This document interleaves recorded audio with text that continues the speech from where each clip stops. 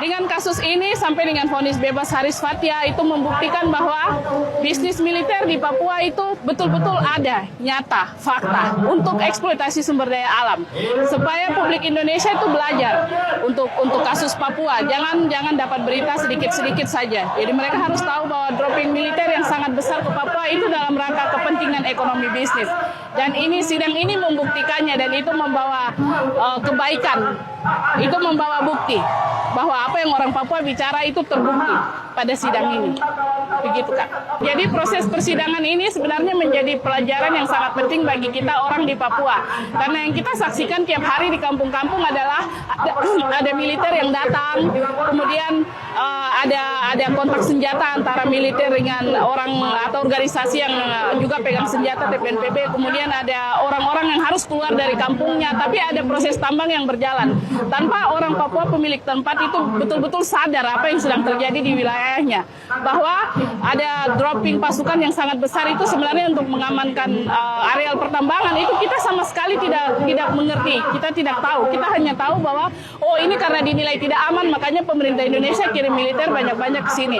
Makanya penelitian ini dan proses persidangan ini membuktikan bahwa gangguan keamanan dan lain-lain, juga dropping militer yang sangat banyak ke Papua bukan cuma karena alasan Papua yang tidak aman, tapi ada alasan lain, yaitu kepentingan bisnis yang sangat besar untuk tanah Papua, karena tanah Papua itu sangat kaya. Yang diangkat oleh teman-teman ini kan wilayah yang emasnya sangat banyak ya, Intan Jaya, DGWO, itu wilayah yang sudah sangat lama. Kita sebagai organisasi gereja kita tahu bahwa ada helikopter ke sana, keluar masuk hutan, ada emas yang diangkat, tapi kita tidak punya kemampuan.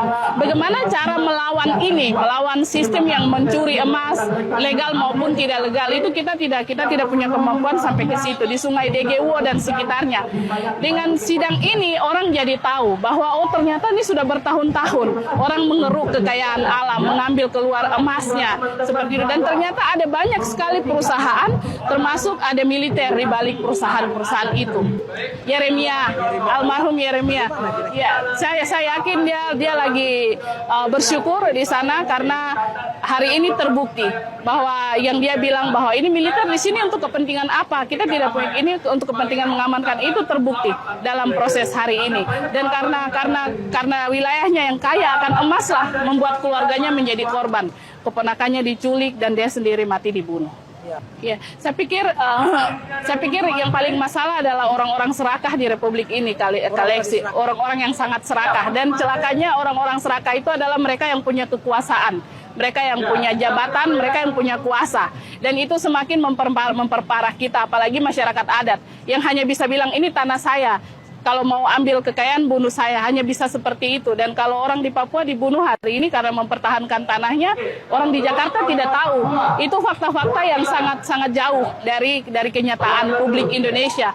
Makanya proses persidangan ini paling tidak menjadi pintu, menjadi jalan untuk orang mencari tahu lebih banyak lagi apa yang terjadi di Papua.